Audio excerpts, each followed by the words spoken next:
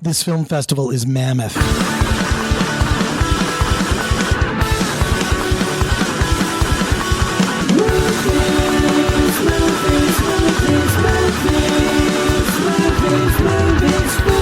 Welcome to the Film Threat Podcast. I am Chris Gore. We're at the Mammoth Film Festival, and I'm here with my co-host Anthony Ray Bench. And I've been here for a few days. You just arrived. I just arrived this morning. So now we're talking about movies that I need to tell you about the movies I've seen before we get into this, because I've only seen one full short film. Right. So please educate me. So let me tell you about the movies that I've seen so far. Mm-hmm. So I saw the opening night movie Josie, which stars Sophie Turner. Who's Sophie from Turner? Game of Thrones. From Game of Thrones. She plays Sansa. Yeah. Okay, she plays and this... Jean Grey, Chris. Right. She's Jean Grey. So Sophie... Phoenix. So now this movie, by the way, Josie, was written by a screenwriter who... This screenplay was around for a number of years because it was on what they call the Blacklist. Yeah. The Blacklist. It was like a screenplay that everyone agreed is great, but it just never got picked up. Doesn't get made. So let me just, first of all, it's Sophie Turner like you've never seen her. She plays a high school girl. American or? American, Okay. yeah. So it's somewhere in the South. I forget where, but it feels like Arkansas or something. But it's not Arkansas because there's fishing. Anyways. There's fishing in Arkansas. Is there fishing in Arkansas? Yeah, okay, dude, whatever. There's lakes. It's somewhere. There's a lot of rednecks in this. Okay, so she rolls into town, and Dermot Mulroney is actually in it as well. Okay. He's kind of the lead character, but it kind of is like, is she the lead character? He is. It's like it kind of switches back. It's at least starts out as his point of view. So he's this sort of like guy who's sort of down on his luck. You kind of like feel sorry for him. He's wears a trucker hat and he's got sort of a lame job and he's teased by like these high school kids. She rolls into town and moves in the same apartment complex as him, and she's going to high school and she's covered in tattoos, dresses way provocatively for a high schooler. She's hanging out by the pool. It's very much like a little bit Lolita, right? She's clearly trying to seduce Dermot Mulroney, and something is going on there where there's more to the story in terms of like her story, because where are her parents? Oh, my parents are coming to town. She always has these excuses that kind of explain what her real story is, even though it never comes out. And she's very, there ends up being a rivalry between a guy that she dates in high school and Dermot Mulroney's character, who's this older dude who thinks he kind of has a chance with her, but then is also questioning like, should I get involved with a high school girl? Probably a bad idea, which it is. But it's beautifully shot. Sophie Turner's fantastic in it. Dermot Mulroney is great.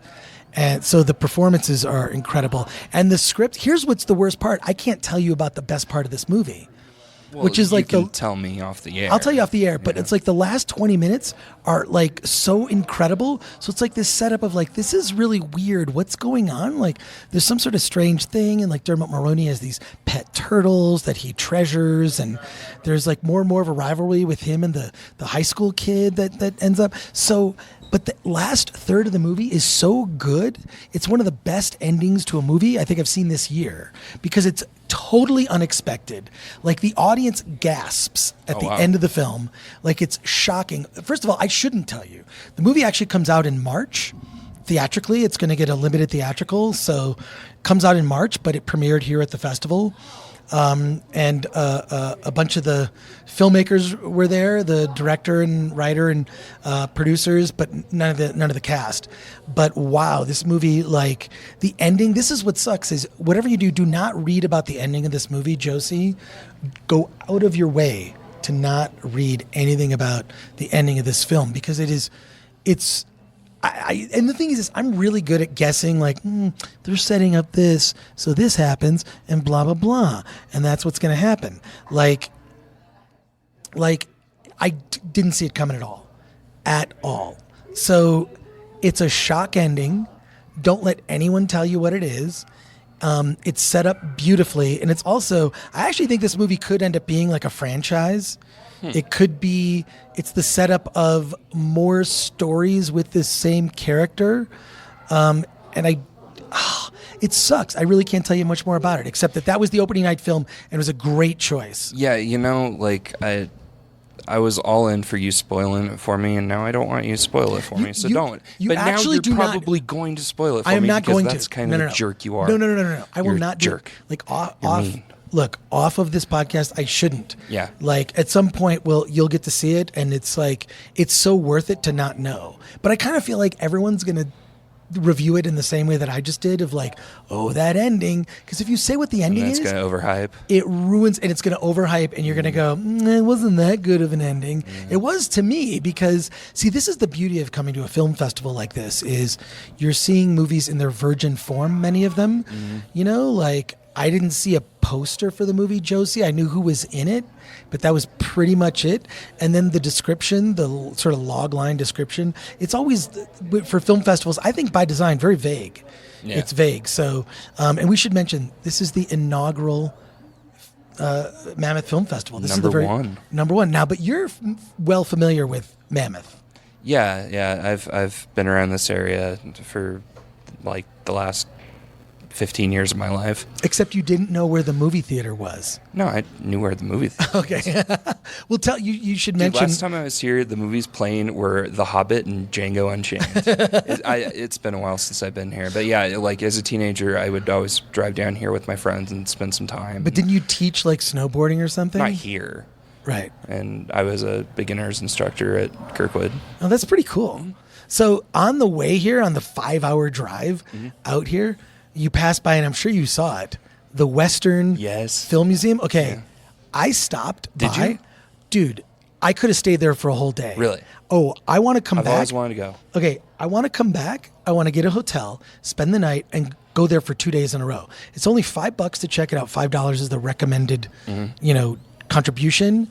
They have the Django Unchained, like, the stagecoach he was driving with the tooth on the top. Yeah. They've got that there. Nice. And first of all, I didn't even know how many movies that they shot in that area. They've shot all these westerns in this whole region. Incredible number of westerns, episodes of the Twilight Zone, episodes of The Lone Ranger, Quentin Tarantino movies, the movie Gladiator, Star Trek films, parts of Star Wars, Tremors was shot there. They have one of the full and they have props from all of the films I just mentioned. I have to say Iron Man was shot there. Yeah, I have to say that when you said Tremors, my girlfriend Megan threw up the devil horns behind you. Right. Tremors is one of my favorite film franchises. It's the second one is the best. What? I don't know about the second one being the best, but I just like that series because the whole premise of it was land shark. Which is just, I thought it was brilliant. But yeah, going through that museum was pretty incredible. So if you come to the Mammoth Film Festival, say in, year 2, in 2019, and you're driving and you drive past this museum, make it a point to stop. So that was great. I've been driving by it for years, and you never stopped one time? Never. Every time I'm like, one of these days I'm gonna. Usually Well, I when think I'm it's on my way, misnamed. I'm friends are waiting for me. Well, it's misnamed. They calling it the Western Film Museum.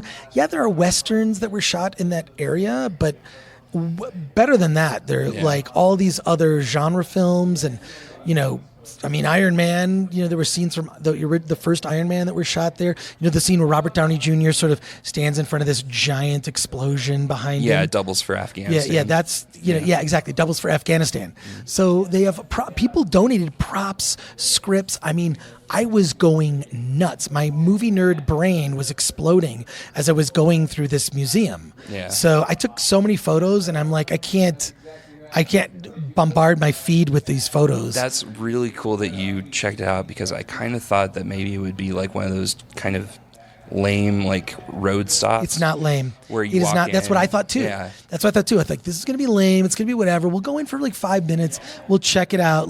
We were eating lunch in the parking lot, and then just let's pop in. And I didn't want to leave. It was oh crap. We'll be late if we stay any longer.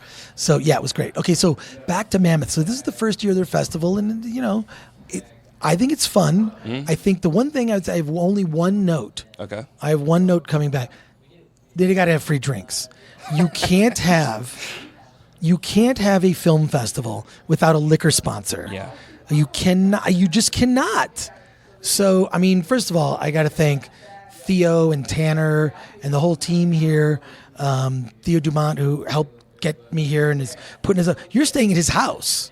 Yeah. Of all you're staying at his place, which I understand is very nice. Nice condo. I peeked my head in and briefly, but it's sweet. Beautiful. All right, so prime location. But they gotta get I would help them get a liquor sponsor. There's gotta be a way. I feel like this. One thing I know about filmmakers and members of the media, they love free drinks. It's like that old thing from that Kevin Costner movie. If you serve free drinks, they will come. Yeah. Right? Yeah. It was whispering it in the cornfield. The cornfield. Yeah. That's what they said. So I feel like they need to get a liquor sponsor, and I'd be happy to help them. We had a liquor sponsor for the Film Threat Party. Yeah, the organic vodka. Artist vodka, the organic vodka. They had to have something because I just know the filmmakers that I know, people, they don't make a lot of money. So free drinks, if you can just give them free drinks and chicken fingers. You know who makes less money than the filmmakers? Who? The people that cover the filmmakers. Right. Yes. The people standing. So think of us. Yeah. The people standing here talking to you about this. Yeah. You were panicking for a moment that you might have to pay for a hotel, which I told you I would pay for if you did. I couldn't do that. We were looking online. No. Don't even do it. Dude, it didn't obviously it didn't. But yes, the people covering indie film make less money than indie filmmakers. So keep that in mind, you know. But okay, so then, oh my God, we're going to talk to, we're going to talk to so many other filmmakers, but I have to tell you, I saw one of the best short film programs I've ever seen at a festival, except it wasn't traditional short films. It was episodic shorts from web series. Really amazing stuff. I saw one about it's a mockumentary about the people who appeared in the movie The Room. Oh, that's been available on Funny or Die. Yeah, it's on Funny or Die. Yeah. It was on Funny or Die, and now and it's also on YouTube or the website. And they showed a couple episodes of that. That I thought was fantastic as a Room fan. As am I. Yeah, there was hilarious. Just some great stuff. But the thing that stood out the most to me was, I don't know if this was the name of the episode of this or the series, but it was called Freelancers. And Freelancers was about this, it's about a couple, this sort of an Asian girl and this sort of hipster looking dude with a big mustache and a man bun, but not in an annoying way. He's a very interesting looking dude. And by interesting looking, I mean, here's what bothers me about today's actors. Male actors in particular, they're all freaking pretty boys. They're all really attractive, pretty. They could all be in boy bands. They're very attractive. This guy, the character's name is Robin in this thing, Freelancers. He has a really interesting look. He's just different looking. He's the kind of actor that would be huge in the 70s.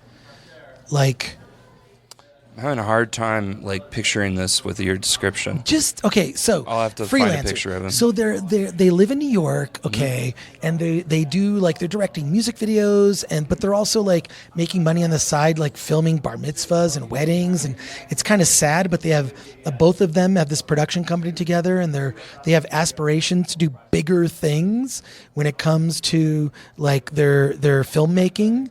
But it's not about the filmmaking. That's the thing. The filmmaking is merely a backdrop to the story of their lives. And in the first episode, it's Robin's birthday, and they're trying to have a threesome with another girl. So the girl's on Bumble looking up other girls, and they kind of try to set that up. And of course, it doesn't go as planned.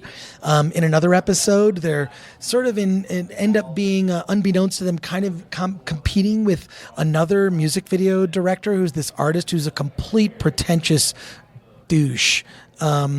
It's about him being his character's just not doesn't have the kind of confidence to really lay it on the line of him being way more creative than this guy. But you see the artist, this female singer, fall for this artist who's a complete phony, clearly from his Instagram and the way he presents himself, whereas the real artist, this guy Robin and his girlfriend, they don't get the respect from these people. I feel like we should do a podcast with the people that are at the refreshment stand right now. Can we hear that?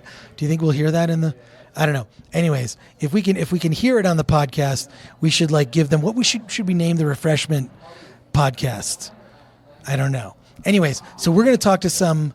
Okay, but anyways, look up this thing called freelancers. Let's all go to the party. Let's all go to the party. Anyway, so let's talk to some filmmakers that have movies here at the Mammoth Film Festival. Cue the transitional music.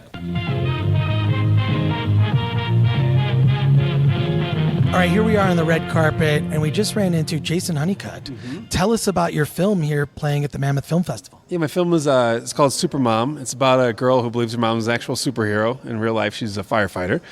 But she doesn't really know what she does at night other than saving lives for a living. So that's what she does. And then so in her mind, she's made up that my mom's a superhero because she sees her black boots and assumes that she flies around the city saving people. Well, in a way, I mean, firefighters do save people. That's legit. For sure, yeah, exactly. And it's kind of how the movie came about because my daughter's friends at school, their parents were firefighters. So I'm thinking like they get to come. Like my daughter comes home or thinks that their mom and dad comes home at night and it's no problem. But like her friend though, their parents they don't know if they're gonna come home at night. So I imagine like what does a kid think about their mom and dad? Like maybe they won't make it home tonight. But my kids don't have to think about that, but they do. And so then we kind of tackle that and like the reality of not knowing if your parents are gonna come home. And kind of the whole, what happens if, and basically in the story, she has to make a save, like one of the bullies in school, they have to save her at the end. So it's kind of like a lot of those themes going on, yeah. So, but shouldn't firefighters have capes? I mean, they could have... No, they'd get caught in the door. Haven't you seen Watchmen? Haven't you seen Watchmen? Yeah, yeah, you can't have capes, yeah. But it's cool. The gear they have, though, is pretty crazy. I didn't know it's like 50 pounds of gear they actually have to wear, and like our actors actually wore it. And it was cool. We had Nick Pellegrini co-producers with me from the LA Fire Department, and there's things that I didn't know that they did as a director. I'm like, so they can just come barging and run in. He's like, no, we don't come running like that heroically. We crawl in and feel our way through. I go, oh, okay, I'm glad you told me that. I had no idea. So it's pretty amazing what they do. So it was a learning experience for me too, because we had all the advisors on set to make sure we did it right, and with their help, we had all these like trucks and engines and this whole building like in this fake fire and all. So it was pretty intense for a short film. So. Is this the first screening of the film? Is this the premiere in a sense? No, it's actually probably one of the final ones, if not the final one. It's been around the film circuit about a year now. It's been in like over 30 festivals. It's won about 5 or 6 so far, and it's just been really well. So you won like 5 or 6 awards? Do you just like roll up like wearing some of the awards? No, because like to me, like the biggest award is when someone says they like the film or like someone that says they're moved by it. To me, that's the biggest thing. Great. And what are your hopes here at the Mammoth Film Festival? Well, my hopes have been kind of realized, like just to come up here, see this great team that's put on the festival. It's an amazing team that does Holly Shorts. That's where I met them because our film was in Holly Shorts as well. And to come up here, do some good snowboarding, see some great films. Our block was amazing. I couldn't believe how many good films were in this festival. I have to say, some of the best blocks of short films I've ever seen. We were just talking about this, like insane quality and all different genres and types too. It's insane. And I've been to festivals like the big ones, and like some of the festivals, like they don't have the quality that this does, and it just kind of blew me away. I expected a first-year festival. I mean, well, I shouldn't have expected with this team putting it on, but most first-year festivals you expect it to be kind of a little dicey. But this one, every film has been so well produced, and it's just been great to play among these great films up here. And what is it with, like, do you think that, because the one thing that bothers me is that I don't think that short filmmakers get as much respect as, say, the narrative, feature filmmakers. Sure. But to pull off a great short is so difficult. Yeah. I mean, yeah, it really is, because like you have to kind of convince people, because you're kind of in that to do a short, you can't really get investors because they know you're not going to make money back on it. So you have to basically foot the bill yourself, or try to do crowdfunding, which I don't want to do because I want someone else to pay for my little project. But you still want to make it high quality, so you have to figure out how to get freebies and how to you have to really go back to grassroots, which I kind of like the guerrilla filmmaking aspect to it, and still try to make it look legit. So but it's just like I couldn't afford it if the LA Fire Department didn't help me with this. There's no way I could have afforded the amount of stuff we have in it. All right, well, let's help out some other short filmmakers or even narrative feature filmmakers out there by telling us, how do you get freebies? Well, freebies, I think what I get freebies actually, like the track record helps for sure, because my quote day job, I work at FX Network, and I've had a track record of music videos and commercials and stuff like that, so they can see, okay, well, at least he's fairly decent. So, okay, we'll help you out with this because our thing will look in a certain way. And in exchange, they want something in exchange too. So, LA Fire Department wanted to use it to put it in school. So when they go talk to students, like they'll show our film sometimes. Oh, that's awesome. Yeah, so that they wanted. So our original ending was a much darker ending. Oh.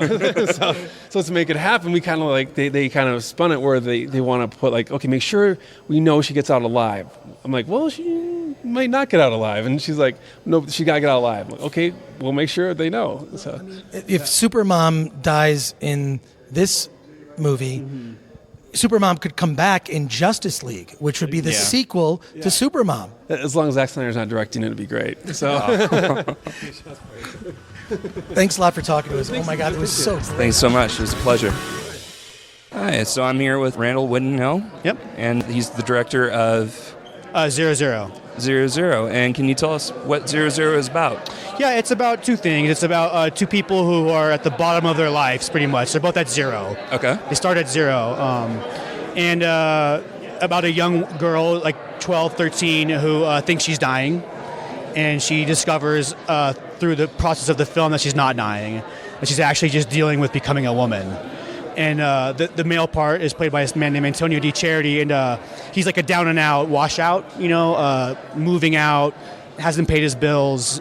He's watching the baseball game, the power goes out, and he can't drive, the breathalyzer, he's stuck, he really wants to watch the game. He's just knocking on doors, he ends up in the backyard of this girl's house. Okay. And through that process, through the pain of the girl, right, like she just needs someone there for support, period. And she ends up kind of going through an emotional journey with him, and that kind of helps him see himself. So did you also write it? I did. Okay. So Yeah. you're writer and director. I am the writer and director. Very cool, man. So this being the first Mammoth Film Festival, Yeah. what are your impressions on it so far? I don't know a lot about the film festival circuit. I've been to a few with 00. Okay. It's been fun. It's been nice. So you're a newbie, basically. I'm actually a newbie on the film circuit, a film festival circuit. But I've been to. Well, welcome. Yeah, thank you. And I mean, it's so well marketed. It's so well produced. I think they went all out, and I really appreciate that as a filmmaker because it makes you feel important. Yeah. It was like I think anyone that's ever made film, like whether they're wrote or director or not, but if they've taken it out of the camera and put it in an editing bay and put their heart and soul into it, and then put it on to and have people come see it, I mean, the appreciation you had to see your film, like I make films so other people can see it. I mean, not to sound too altruistic, but I make films. I want to affect other people's lives and help them. Absolutely. Yeah, and so it's nice to be able to share that kind of vision and that kind of feeling. Thank you for your time. Thank you for And this is stopping by. Cruz Magrin this is the actress, the young actress who actually goes through the process of learning what it means to become a woman. What was this experience like? It was really fun. It was a little nerve-wracking talking about what went on in the film, but yeah, it was a really fun experience. Very cool. Now, is this your first acting role? No, it's not. I've been in a few other independent films and some music videos. Okay. If she doesn't win the Best Acting Award for this short film, I would question Mammoth Film Festival. She is that talented and that good. She holds the film. She's the reason why we're here. Thank you. Well, where are we eventually going to be able to see this film? It's going to Idlewild next. Okay. And Cleveland International Film Festival, they offered me a spot in their film festival. I'm yet to receive the official invitation, but after it filmed at the LA Short Film Festival, a man approached me and said, "Welcome to the Cleveland International Film Festival." So I hope that they actually mean it. Well, that would be great. That's incredible. And then there's a few more festivals that, and it's played at Florida, and it's played at other couple nice festivals. It's done pretty well for itself, especially for me being, this is my official first film I've released to the public. I've shot other film, but you know how hard it is to put something together. Oh, yeah. And this is the first thing for me where everything is kind of, the learning process of filmmaking came together, and now I feel like I can make short after, or a feature, yeah. Well, thank you guys so much. Thank you, man. Nice to meet you. Nice meeting you. Standing here with Erin Ray, whose film is screening at the Mammoth Film Festival. Erin, thanks for talking with us. Thank you so much. And what can you tell us about your film? It's a short film. It's my first real attempt at writing and directing myself. I'm not in the film. And it's a drama, I would call it. It's a very simple story, just over 13 minutes. And it's about a man set in suburbia America. and he's having a birthday party. So that's the setup for it. What goes wrong? Well, I don't want to give away too much, but the party does not go as planned, Right. and there are some regrets in the end. What, I mean, who among us has had a perfect birthday? Can we say? I mean, I've had some pretty good ones. Same here, but when I was like 7. That counts. That totally counts. I agree. yeah, I guess I've had some good birthdays, but so I mean, that's like a great, like, it's a simple premise for a short. Is this what inspired it other than birthdays? Okay. Well, the inspiration is it's kind of a long story. I'll try and keep it short. No, do it. But basically, go for it. I was listening to something on my phone at night because I don't sleep well, so I just kind of like listen to things under my pillow. And someone said the word fool. And I was at this point in my life, I was like, well, if you're a real writer, you can take any word and turn it into a story, like write something. It's like, okay. So then I'm laying there and I'm like spinning my wheels around this word fool, and then I come up with a story.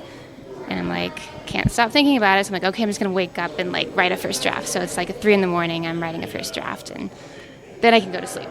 But that's basically how it happened. So. And is this the first thing you've directed? Or?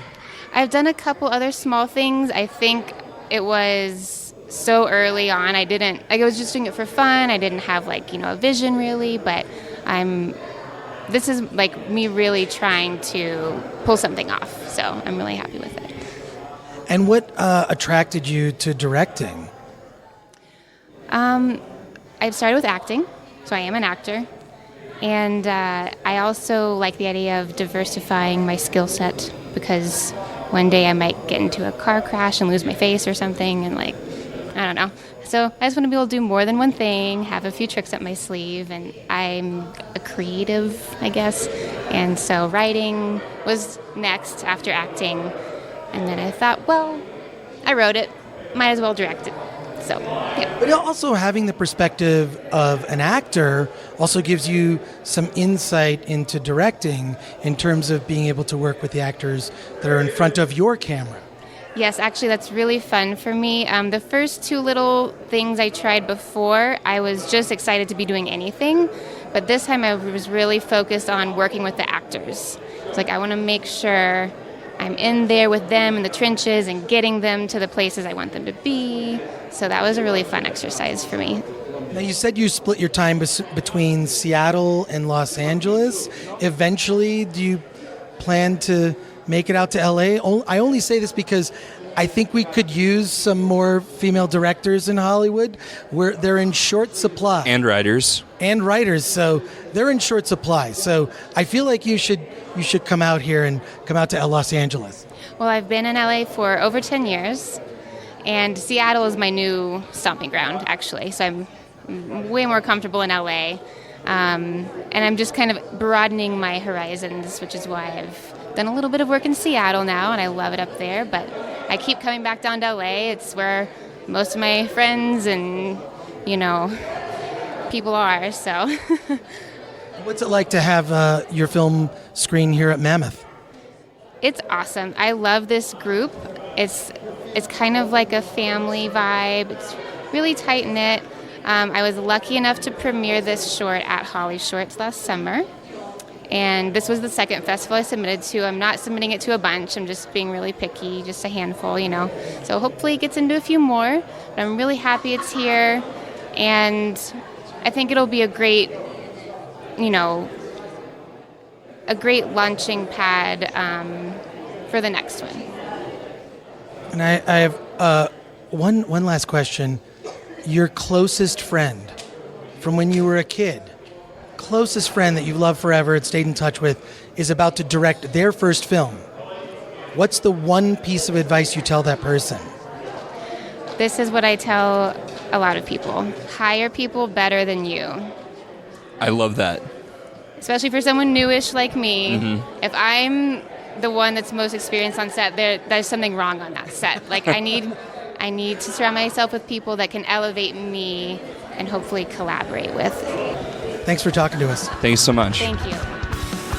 So I'm standing here with Tim Newfang, the director of Sons of St. Clair, the documentary on the Bone Thugs of Harmony.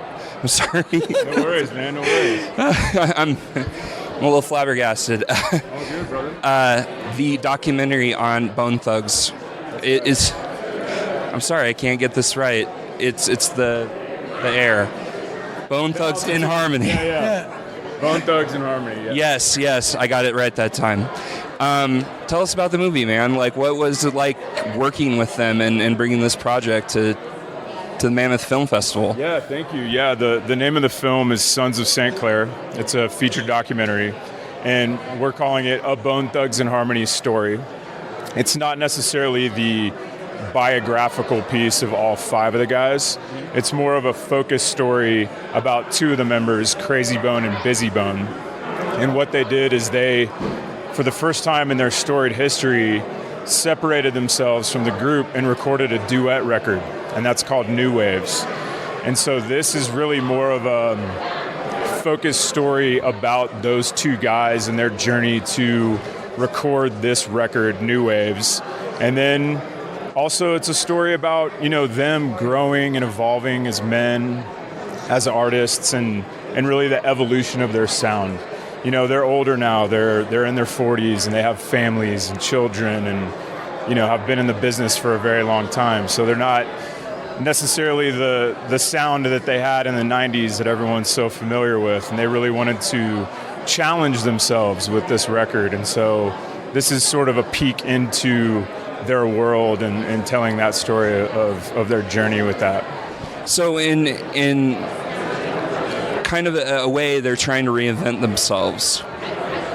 Yeah, I think so. I think, I don't want to speak for those guys, but I think that they are still, even though that they've been making music for so long, they still feel very passionate about creating new music and about changing their sound and growing with the times, really. And so I think that with this, it very much was, hey, let's not just do the same beats or the same thing that we've been doing. Let's get out there. Let's work with some new people we collaborate with, and new producers, and try to come up with a fresh sound, something new and something fresh. Yeah. What's one of the biggest challenges of doing a music documentary? I guess one of the easiest ones with this is if you're making a music documentary about a particular band, you can probably get clearance for their music. Right. But what are some of the other challenges in doing a music-based documentary? Yeah, that's a great question, and it definitely always is a challenge, right? And I think it's one of those things where starting out, you don't really know exactly what you're going to get or how and when. It's sort of an organic thing that as you're going through the process, that comes to be. And with this, we were fortunate because we really do centralize around the New Waves record, which is that new music. But we have a couple little bits in there, like a little taste here and there of some of the more classic stuff that they did.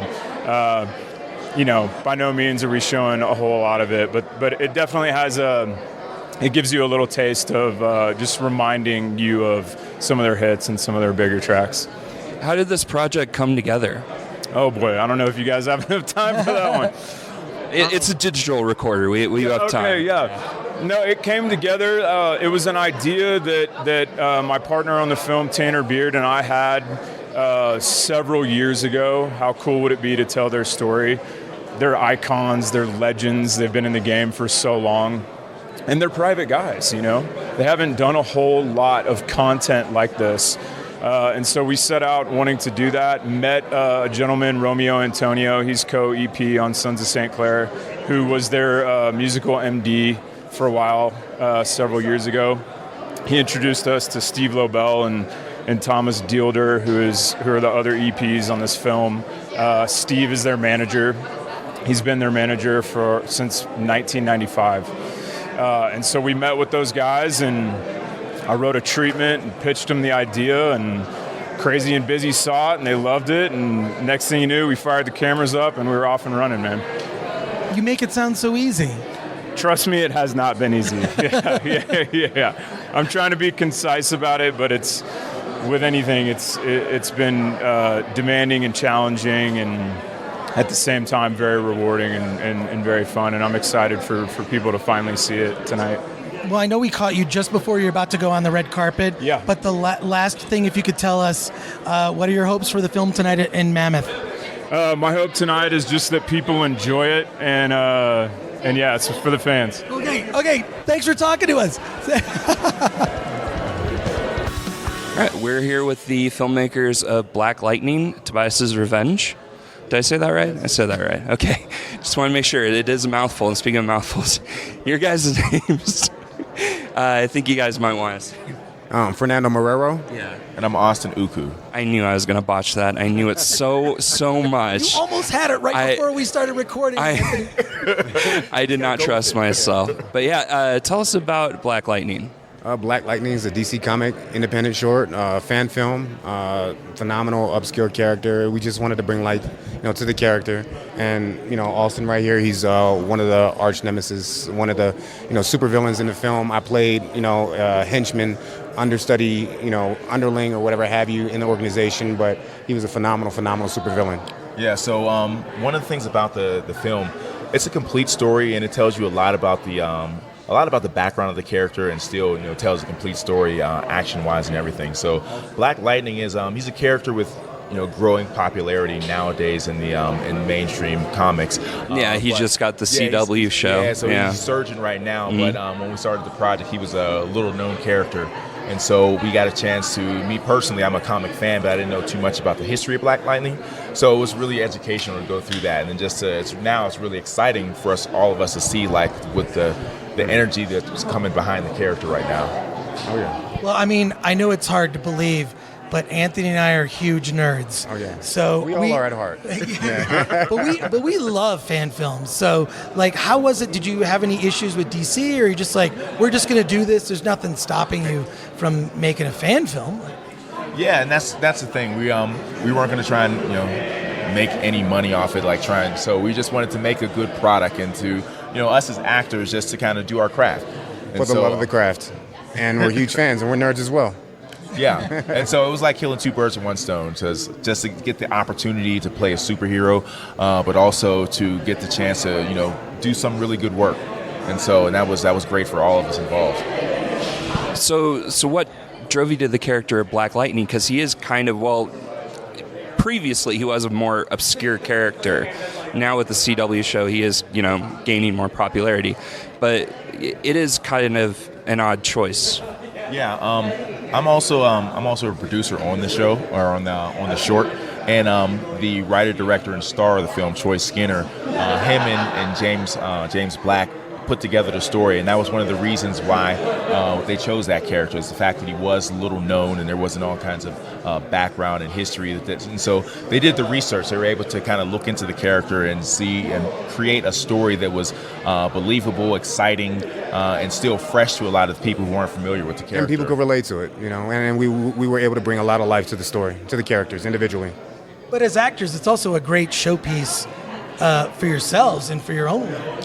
Yeah, and that's another thing, just to to play a supervillain, and everyone that showed up got a chance to get their shine on, and so it's awesome playing a supervillain, fire shooting out my eyes and flaming hands, and so you really can't beat that. Only if we could have superpowers in real life, man, that would be awesome. But it is like a childhood fantasy. You read these comics, you want those.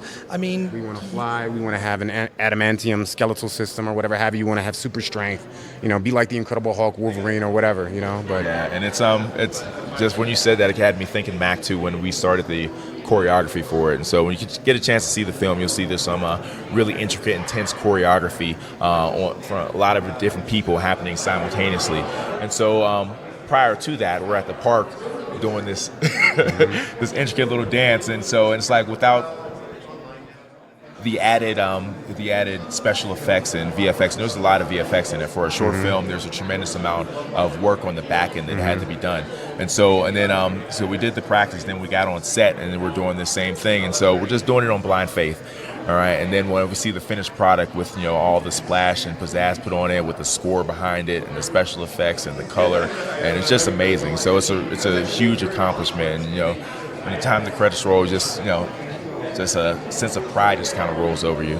Yeah, and the cast and crew was so phenomenal, so talented, that everybody was to come together. And just to piggyback on what Austin was talking about as far as the choreography, individually, respectively, each of the cast and crew members have some sort of martial arts background, competitive fighting background. Austin's a former professional mixed martial artist. I'm transitioning from the world of professional mixed martial arts and professional wrestling.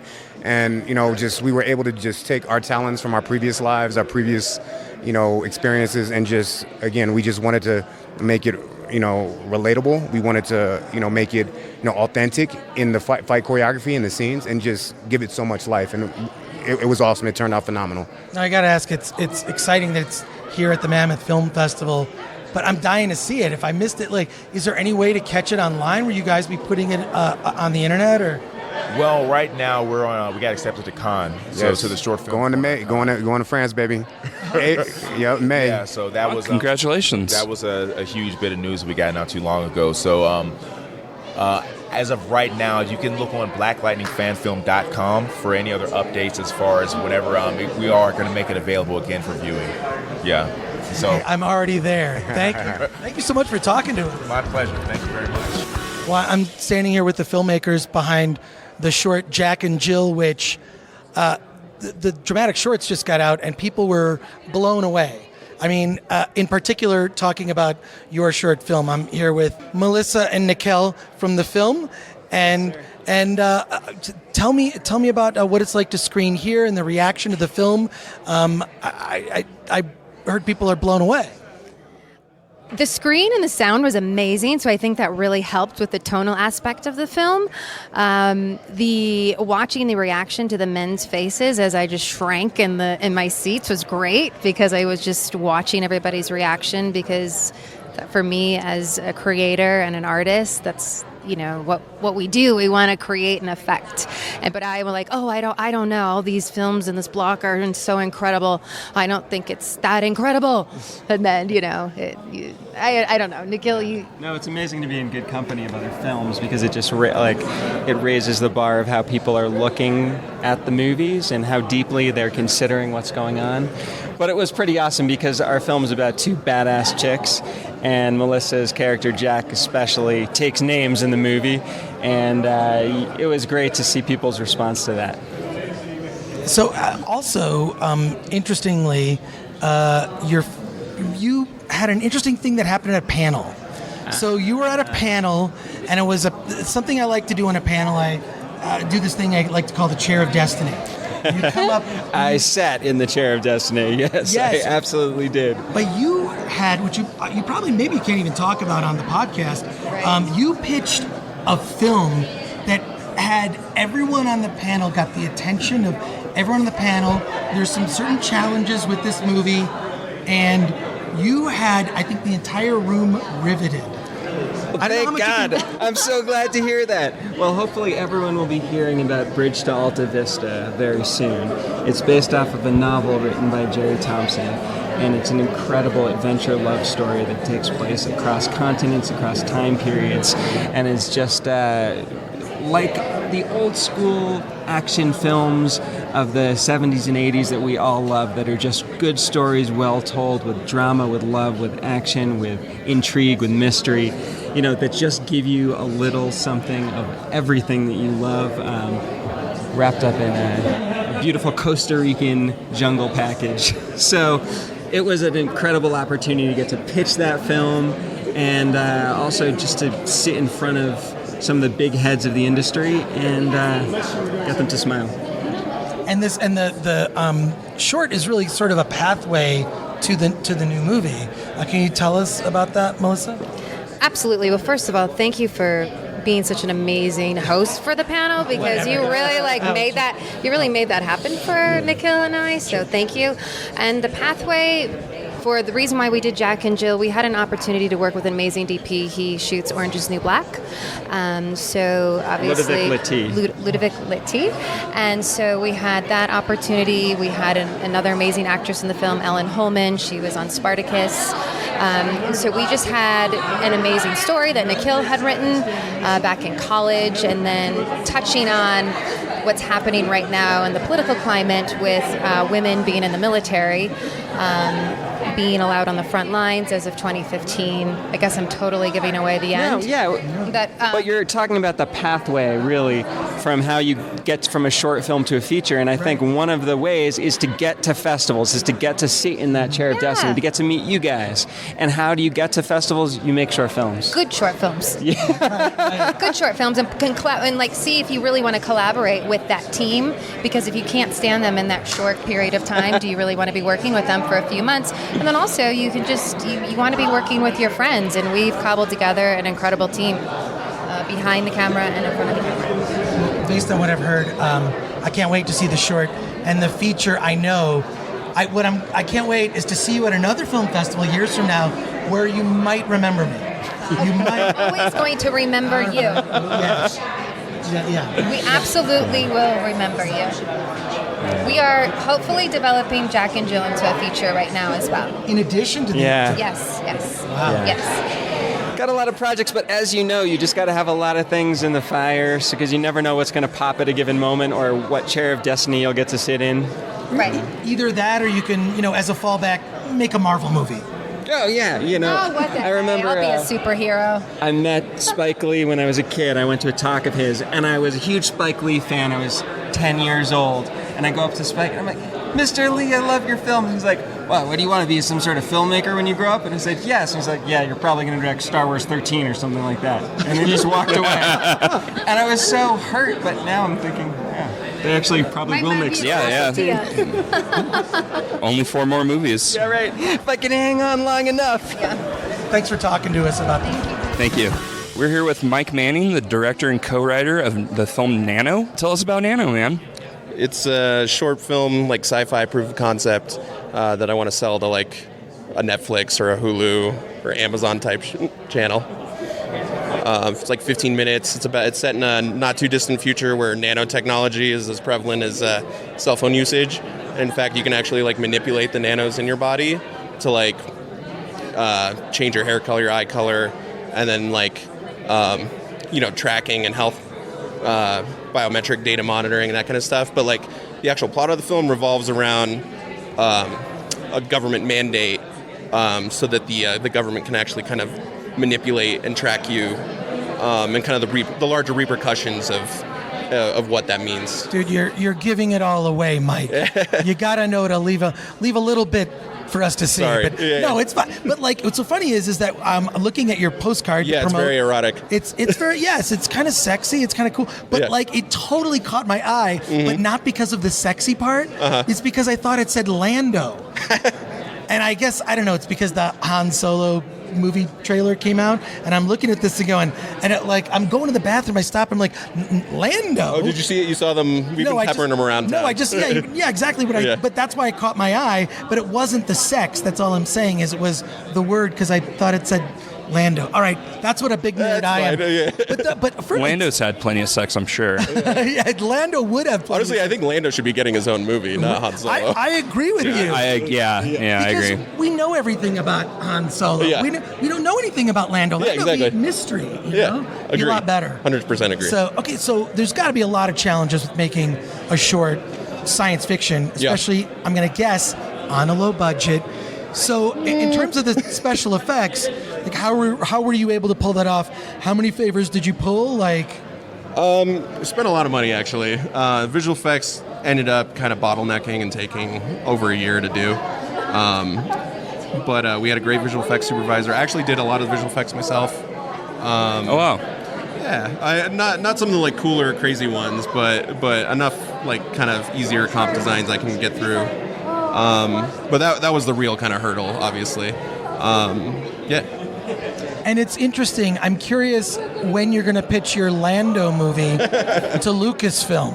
I guess I'd have to write it first. Mike, thanks for talking to us. Thank you so much. Thank you. Appreciate it. Definitely going to check out the film. Yeah, and like I said, if you can't make the screening, it's online, nanothefilm.com.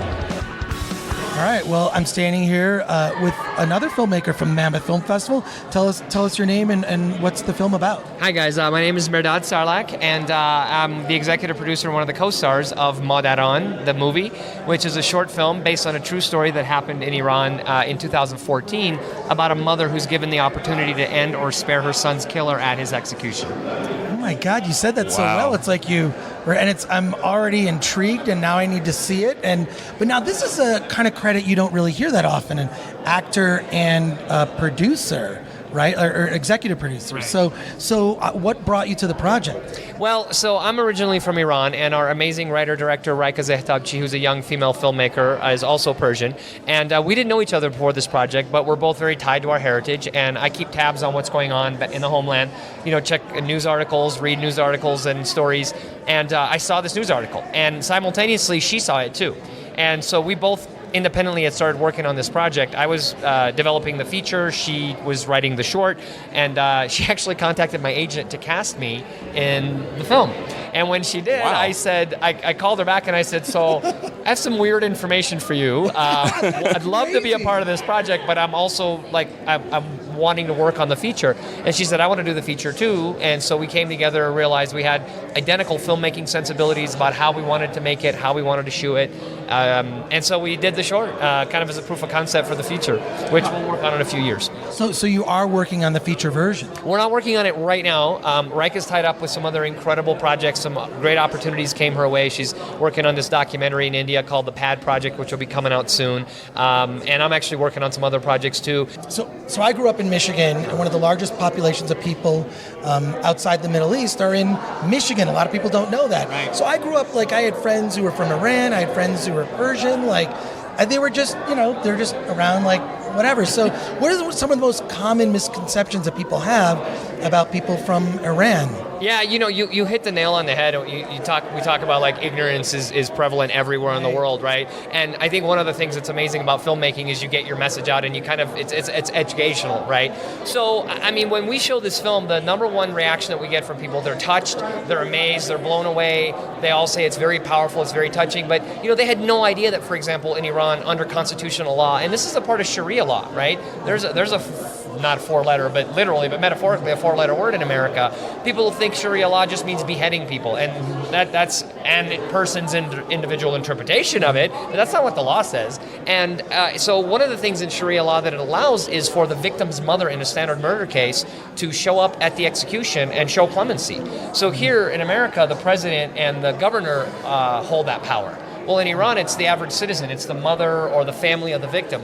And the thinking in Sharia law, the philosophy is that when somebody is killed, the person who suffers the most is the mother, right?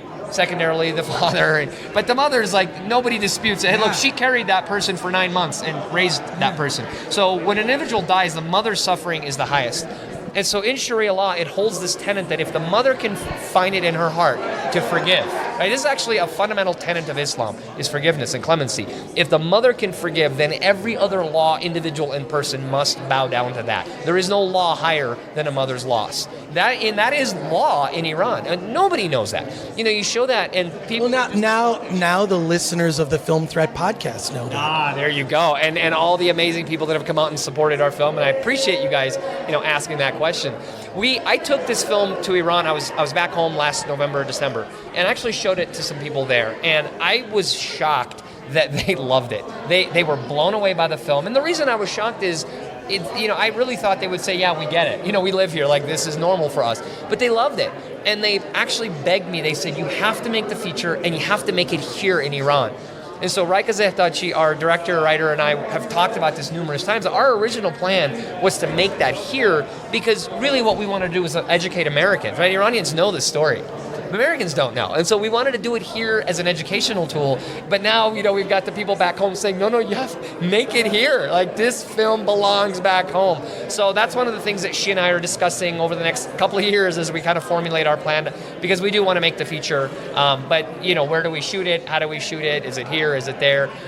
The short was done in Farsi, and that's something that's non-negotiable because really our vision was, and the way that Raika and our DP Sam shot it, is we want you to feel like like you were there. We want you to feel like you experienced it firsthand. And so guess what? It happened in Farsi back in Iran. It didn't happen in English with a weird Middle Eastern accent. So we're going to be true to that.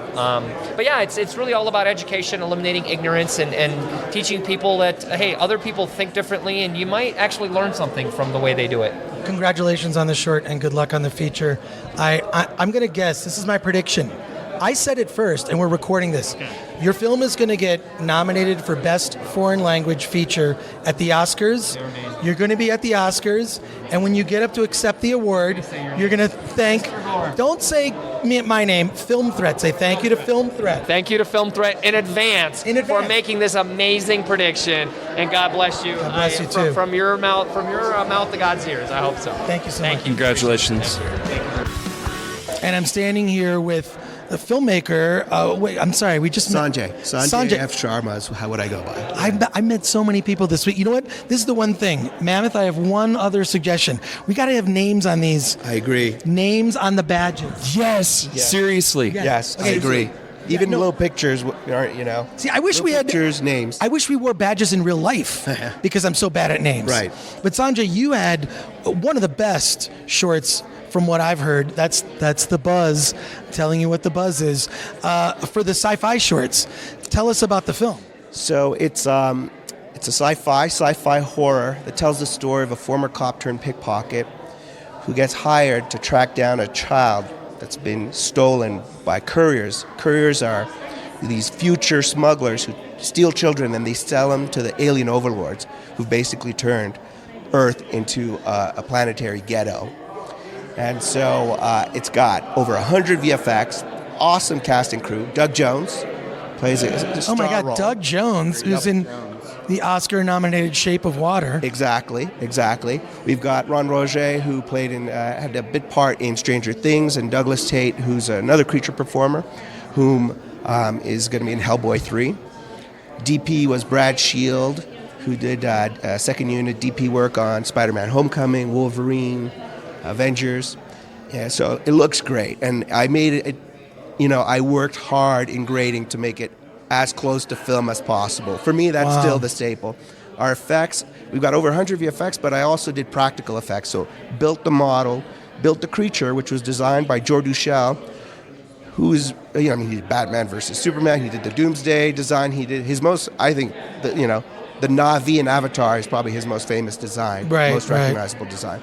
So, but all around, all the cast and crew is fantastic. And what's the name of the film? George Duchel is the creature designer. Right. And the film is called The Boogeys. The Boogeys, okay. The Boogeys, okay. Boogeys. But Sanjay, we know that, as the great George Lucas once said, special effects are just a tool to tell a story. I'm so it's happy really you said special that. because even though he didn't listen to his own advice. He didn't listen to his own advice. But okay, here's what we were talking about before even we started rolling the recorder here, was acting, creature performance, and Doug Jones. And why is there a way? Doug Jones, to me, in Shape of Water, is like a silent film actor. In a way, he's not, great. How do you? Why is it creature performers are not given their due? Here's Doug Jones is actually not in a creature in the film. But but he is in a very unique role. It's probably one of my favorite scenes in the entire film. It looks awesome. The character and the performance is awesome. I personally think it's one of Doug Jones' best performances. And Douglas Tate is our creature performer in the film. But coming back to it still applies. Creature actors, creature performers are not recognized as actors enough. When nominations come around, nobody thinks of them. But in fact, 70% of all language is our body. It's body language. And emotion comes a lot more through our body. Yes, our voice is very important, but those are the two most important things. So, go ahead. You mentioned voice and body acting. I think a big reason why it's underappreciated is because people kind of look at it and say, well, I can do that. I mean, they certainly do that with voice acting, and that's not the case. I mean, there's an art to it. So and people take that for granted. Until they put a suit on. Exactly. They can't breathe, and let alone act. Yeah. And, no. You're acting with also you're acting in a way with your whole body. You are. And it's even more difficult because you don't have the tool of your voice. So every gesture has to portray the right emotion. So, for me, I love every creature performer. I think we need to push them a little bit more. And I think anybody who watches the film will see, you're not seeing a performer, you're seeing an alien in this case, which is the sign of a great performance. And where can people see this short online? So because they're not at the Mammoth Film Festival, like we're lucky enough to be. That's it's true. I wish everyone had the chance to be here because it's awesome. But right now, just keep track and updates on the film. We have a facebook.com/the Boogeys, the Boogeys. That's where we have our updates. We've been in tons of festivals, all the biggest, basically, fantasy genre, sci-fi festivals, Sitges, Screamfest, BFun, and a whole bunch more. And we're looking to go online very soon, maybe in the next 2 months or so. So that's what we're actively looking at. And then obviously we want to share it with everybody. We want to push this to the next level. It's a self-contained story. It's actually a 3-act short. Because personally I said, well, if I'm going to make a short, I'm not going to make a punchline short. It's going to be a narrative. 3-act short, full story, but it presents a much bigger world to be developed, at the next level. Sanjay, thanks for talking to us. Awesome. Thank you. So, Cottrell, your film just played here in the dramatic shorts. Yes, and yeah. Apparently blew some people's minds.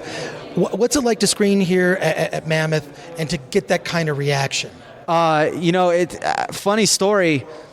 Before mine, so I'm glad people came back, but right when mine came on, probably 15 people got up out of their seats and walked out, and I was like, "Damn, is it me? I've only been on the screen for about 2 seconds," and then I found out they were doing press, right. at the same effing time. I don't know if you could effing time. Right, effing time.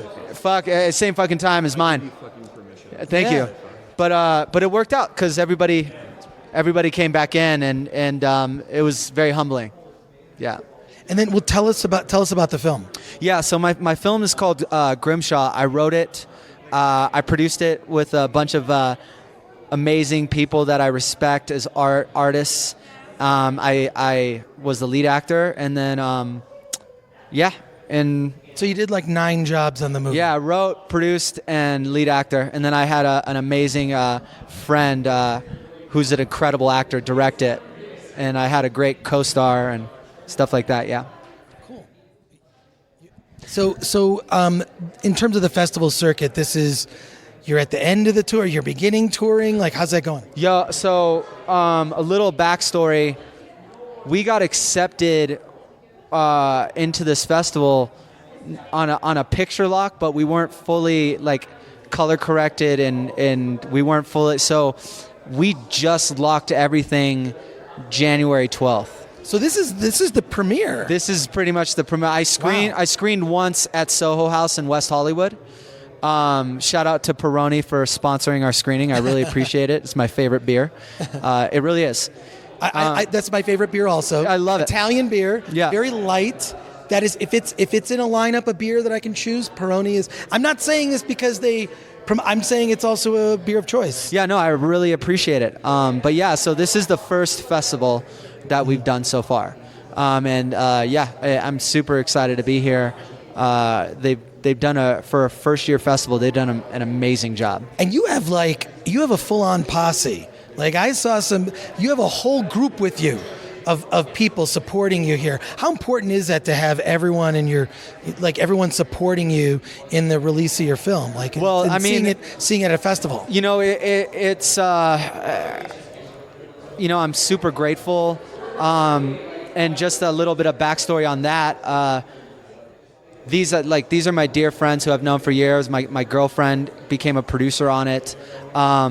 But I mean, they've been supporting this process since I started it in September. We started out without it. We didn't have a budget, so everybody worked on deferred pay, which means I said, hey, if you work on this project, we get it shot. I promise you, I'll raise funds after it's done, and I'll compensate you for the work. And they trusted in the project. They liked the script enough, and they trusted in me to do so, and that's what happened. So nobody was paid when we shot this. Nobody was paid when it was edited. I raised the money later. But this is okay. I'm blown away by that, because most people that work in shorts and help with that, they don't expect to get paid. So I think it's pretty amazing that you actually paid people. Well, I mean, I had some very high-level talented, and I'll get to what the film's about right after this, but I had some people that I respect, and how am I gonna come to somebody that I respect, and I respect them as an artist, whether they're an editor, a gaffer, a producer, sound, actor, whatever that may be, and not want to compensate them for their work. I just don't agree with that. And also expect to get the best performance I possibly can from somebody who's on borrowed time. Yeah. It's a lose-lose for everybody. Yeah, that's brilliantly put. Yeah. So, tell us what the film is about. Yeah, so the film's about you have two men, one's battling addiction, the other one's battling his past, and they come together to mend their broken relationship over a game of chess. And basically, the lead character, his name's Brandon, he is doing the best to numb his pain of never knowing his father through substance abuse. And after a while, the substance isn't working anymore. You know what I mean? You get to a level where you continually do it, and your tolerance gets higher and higher, and the effect is not the same. So he's forced to deal and forced to face himself. Wow. Well, congratulations on the short. Thanks for taking the time to talk to us. Of course. Thank you, guys. I appreciate it. I'm here with the filmmakers of Kudzu. Go ahead and introduce yourselves. I'm Connor Simpson. I'm the writer and director. And I'm Marcus Patterson, the cinematographer of Kudzu. So speaking of cinematography, I just stepped outside and watched the trailer for it, and the film looks gorgeous. I haven't got a chance to watch it, but it looks absolutely amazing. Where did you guys shoot it? We shot in Tuscaloosa, Alabama, and one thing that Connor had said early on was he wanted to capture the humidity of the South. Yeah. So, like, when we were looking at cameras and things like that, we knew we wanted texture, and we knew we wanted to, like, display the kind of texture of what it felt like to be in the South in the summer and be a kid growing up. And so that's what we were always looking for, was just something that would kind of, put that heat into a two-dimensional image and let people feel it. Yeah, you definitely nailed that. So tell me about the story and how it came to be. So the story is about two 12, 13-year-old boys who are growing up in rural Alabama, and they sneak off somewhere one day they're not supposed to go, and they're picking at each other throughout the beginning of the film, and then one of them finally pushes the other over the edge, and he retaliates and ends up seriously injuring him. But he thinks he's kidding. He gets scared. He leaves and doesn't tell anybody about it. And so after a day passes and the other kid hasn't returned, the adults, the parents, start to question his implication and like where he was. And so the movie's just about his growing guilt and his implication in this as he keeps this secret. Okay. All right. Yeah. So is this the first festival you guys have screened the film at? No, we had our world premiere at the Stockholm International Film Festival a couple months ago, and so I was at that. It was great. So this is our North American premiere. So this is the second festival, and next we are at the Atlanta Film Festival. Oh, very cool. Yeah. So what do you guys think about the first ever Mammoth Film Festival? We've had a blast, man. This has been a lot of fun. Good. Yeah, it's gorgeous. Yeah. As a DP, I don't get to go to festivals often. Connor's always being like, hey, I'd love for you to come with me to this one. And so this is the first one I've been to in a while, and what a cool setting, and it's fun to be here for the inaugural one. Yeah, just superficially, it's beautiful. It's just a great town to just walk around. No, but it's been really cool. The fact that they have one theater, I think, because it's the first one, it's really small, and there aren't a ton of films. It's only like a 3-day festival. But that's a good thing because the theaters are right next to each other. It's really close to everything, and you can just kind of walk outside and then step right into the next theater. There's not a lot of bouncing around that you get at other festivals, and so you're able to catch a lot more films. We watched a lot of shorts blocks. Yeah, I think that was our focus this time, was watching mostly shorts. But no, it's been really fun. Yeah, I was telling you guys earlier, I didn't get a chance to look at a lot of the shorts, but I kind of peeked my head in. All of them look just amazing, fantastic, like the highest quality of like shorts I've seen in a long, long time. Yeah. So the Mammoth Film Festival really knows how to pick on. Yeah, I think some of the people who are working here, they also run Holly shorts, so they have a lot of experience with running festivals. So it's been really good. Yeah. All right. Well, what's the release plan for Kudzu?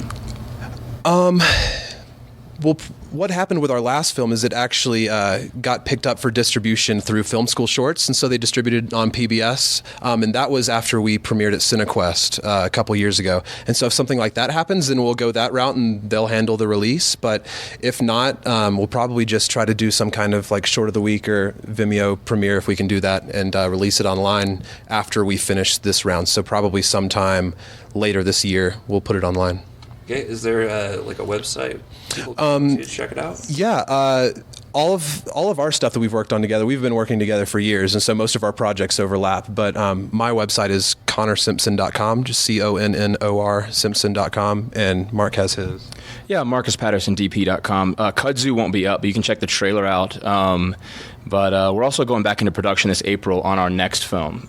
So we'll also be sharing, set stills from that. And so we'll see what happens with the Kudzu. When it comes out kind of depends on, who else picks it up. Yeah. We'd love to keep doing the festival thing for as long as as long as the half-life will let us. Yeah. Is your next film a feature or a short? Our next film's a short that's adapted from a feature that I wrote this past year at Columbia. And so the goal is to shoot this short in April. For my last year at Columbia, it's my thesis film, and then use that as a proof of concept to help get funding for the feature that we've written. All right, man. Well, best of luck, and hope it works out for you guys. Thanks so much. Really appreciate it. No problem. Hey guys, it's Anthony here. I apologize, I'm kind of losing my voice. I'm just throwing something here at the end of the podcast to read off the winners of the Mammoth Film Festival awards. Now, there's two different awards. There's the Mammoth Film Summit Awards, and there's the Mammoth Film Festival Awards. And I'm going to start with the Mammoth Film Summit Awards first.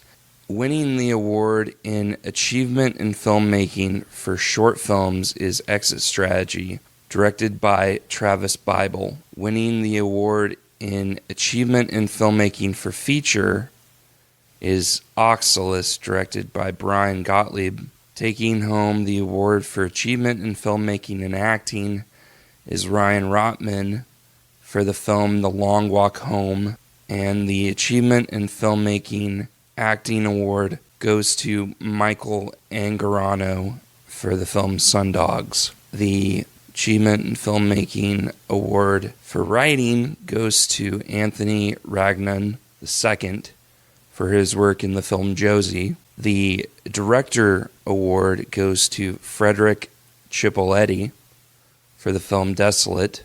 The Best TV Episodic Award goes to Cubicle Zombies, directed by Paul Thurwacher, or maybe it's Paul Thurwachter. I don't know. If I got it wrong, I'm sorry. And Nicholas Chevalier. The Best Genre Film Award for Shorts goes to Transit Conjunction, directed by Frederick Waldland. The Best Genre Film for Feature goes to Josie, directed by Eric England. The Best Action Sports Film in the Shorts category goes to Lunagri, directed by Joachim Hellinger. There's no way I pronounced that right. I apologize. And Hans Peter Stauber and Christian Schmidt. Maybe I got the last two right.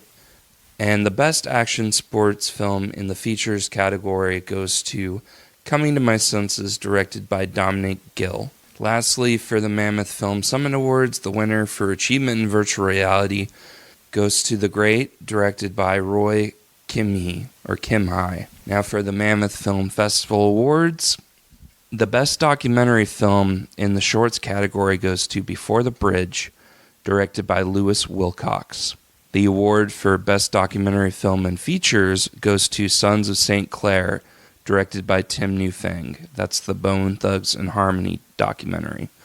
We spoke with the filmmaker early on in the podcast, you guys remember. The Grand Jury Award for Shorts goes to Bedtime Story, directed by Kevin Alejandro. And the Grand Jury Award for Features goes to Sundogs, directed by Jennifer Morrison. The award for Best Actress in a Short goes to Alex Gambati in The Long Walk Home. The winner of the Best Actress Award for Features goes to Sophie Turner in the film Josie. Best Actor in a Short goes to Josh Hutcherson in Ape. Best Actor in a Feature goes to Patty Quinn in High Low 40. The Audience Award for a Short goes to The Accomplice, which was directed by John Hogue and John F. Beach. And for Feature, the Audience Award goes to Desolate, directed by Frederick Cappelletti. The Best Picture Award for Shorts goes to Chimeras, directed by Gianluca Minucci. And Best Picture for Features goes to Sundogs, directed by Jennifer Morrison. That's all for the awards. Congratulations to the winners. And back to the show. All right, well, I'm standing here with one of the founders of the inaugural Mammoth Film Festival, Theo Dumont. Theo, thank you for joining us on the show. It's a pleasure and an honor to speak with you. You know, I love you, and I love what you do, and I love your brand for many, many years. And we've talked in the past via email, and I'm just happy to reconnect in person. Was I an asshole on the email? Because it's entirely possible. Never, never, never. You were amazing, and my partner that started Holly Shorts with me, we were both geeking out just to be like mentioned in Film Threat when we were. Yeah, this is like a long time ago. And so anytime I tell him that we've connected, he's like the most jealous person on the planet. Well, first of all, we have to thank you because just for putting us up so that we could actually come here. Because if you think indie filmmakers don't make a lot of money, you know who makes less money? People who cover indie filmmakers. Yes, sir. That is the least amount of money. We make negative money. But you know how it is with just like, I mean, this is why something like what you're doing with Mammoth is so important to support these filmmakers and the films that are playing here. And a lot of like the great, we were just talking about how many great shorts are at this festival because there's an affiliation. A lot of the team from Holly Shorts in Los Angeles, which we will be covering in August, right, Anthony? Yes, sir. We'll be there. We'll be there. So it's a lot of the same team put this festival together. So what did you learn from Holly Shorts that you brought here? Because this does not seem like a year one festival. Thank you. Now, no question, Holly Shorts, a lot of influence as far as Backbone. And, you know, that one's 14 years, Oscar qualifying. We've made the brand kind of blow up, got a little bit of street cred, so we get some high quality content. But not, you know, some of the things that we got out of it is obviously high quality shorts, some of the best ones. We're able to also cherry pick some of the top content and bring it over here. But we didn't want to stuff the envelope too much. You want to have room for creativity and harness the next generation of storytellers. So Tomic Mansuri, my partner in the Mammoth Film Festival, and Tanner Beard, they also have a great eye for great short films and short form content. So I think they've seen and studied the Holly Shorts model, and they're like, well, we're going to pick some movies too. So, you know, I think it's a combination of a little bit of a Holly Shorts and a little bit of great filmmakers because they're, you know, producers as well. So it's like, you know, it's almost like the little dream team, the best of all worlds. And some of the operations staff that's running the actual festival and the backbone, there are Holly Shorts. There are ride or dies. So we do the big one in August, and we also do monthly screenings. Every month we do short film screenings. So we're around all year. So by the time it gets to August, we've done the dress rehearsal and we're ready for the big show. So a lot of the team is almost kind of groomed for that. So it's a blessing. But still, with all that said, this is a very big undertaking, even for a year one. It's a big city. It's a destination town. You know, Hollywood's Hollywood, but you know, we're at the highest mountain. I think you were telling me this is higher than Salt Lake City. You know, 7,800 feet above sea level. There you go. And by the way, they give pilots oxygen at 10,000 feet. What? That's great. We need some oxygen. I need oxygen. Yeah. You saw me huffing and puffing. A few people have fainted. So, you know, you have to keep the medics on duty.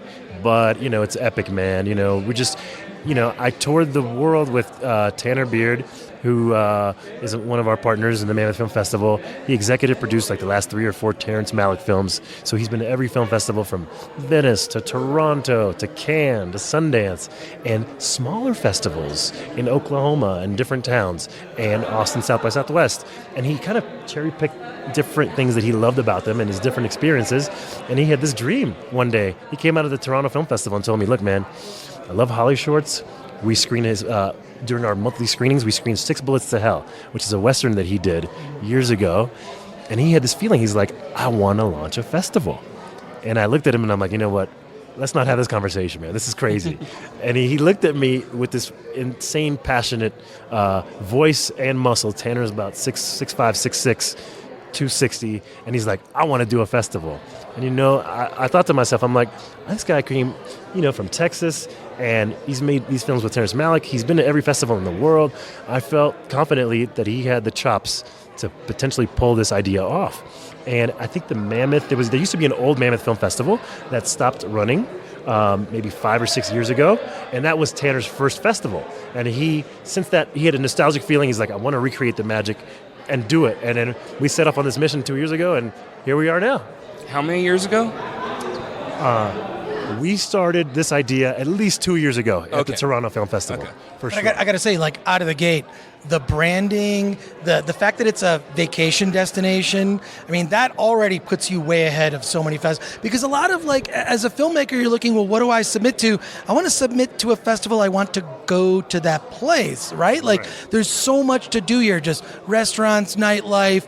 It's cold, but it's not too cold because it's Sundance. It was a little That was rough. Yeah. That snow was like 3-4 days straight, nonstop. It's cold here, It is nice. It is nice.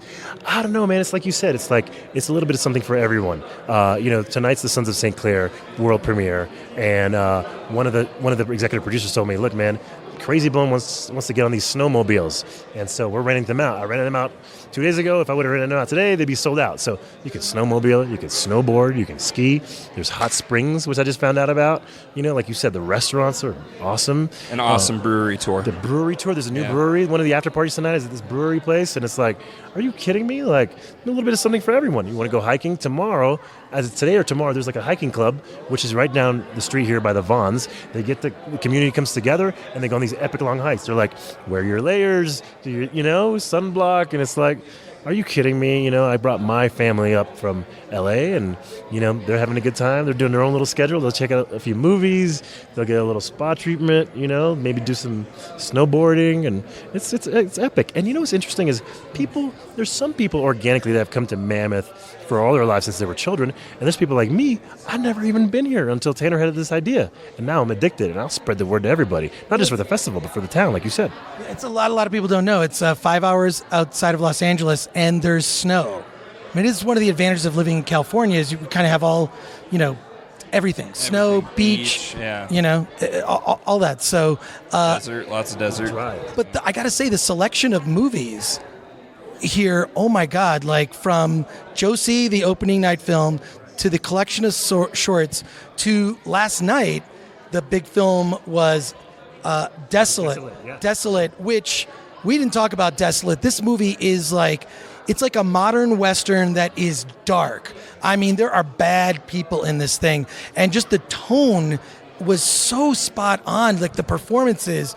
This movie is one to watch for. It's almost sort of even like a kind of a science fiction angle to it. It felt a little like Mad Max meets a Western, but it's not a sci-fi movie per se.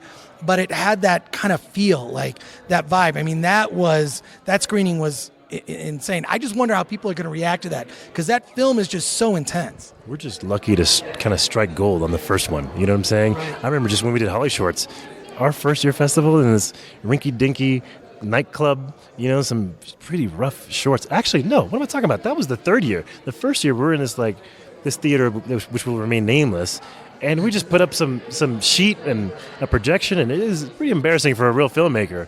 But we're lucky, man. We struck gold on the first one. I think it's a lot of great relationships. We did a lot of outreach. That was the goal. We were hoping to get some content that we can see maybe getting acquired here and bought here. So there's a few people here from Lionsgate. There's people, there's CAA sales agents. It is happening. And we did do outreach before to a lot of the, content that had, good buzz around AFM or, something that might have not got in Sundance.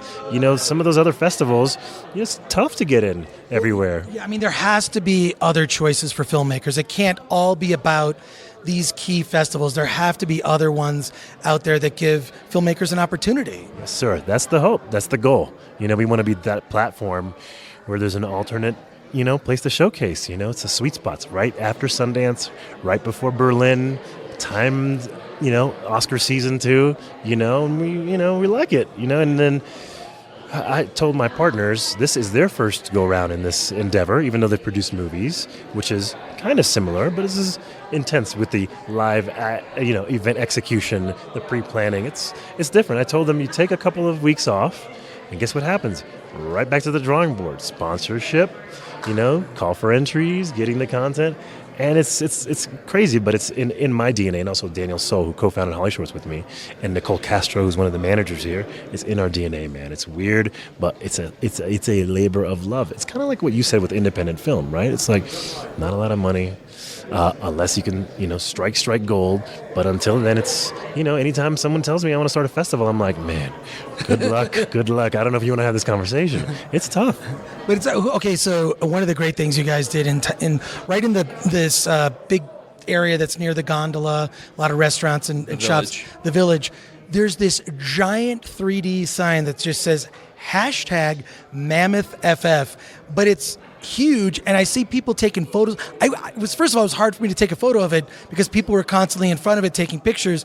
I got to say, brilliant marketing. You made your hashtag a 3D giant thing. Whose genius was that? That was awesome. Take credit for that. That is our partner, Tomic Mansouri. He's amazing. He comes from a live events background. He used to work for a company called NVE Entertainment. They did big events for brands like Amazon and things like that. And it's his brainchild. And everything that you were talking about, from the logo to the design, he has an amazing view for branding. And I also think Tanner also has a great eye for this stuff as well. And I love that sign. It lights up at night. It's great for social. And I think it's pretty sick. And we had a few cool things at Holly Shorts too, but not on that level. It's like, wow. It definitely goes beyond. Well, I can't thank you enough for having us for your first year. We hope we're back next year. You treated us so well. Thank you. Thanks again, Theo. Thank you so much. It's an honor to have you, and hope many, many more years. Thank you guys. Thank you both. Let's get out of here.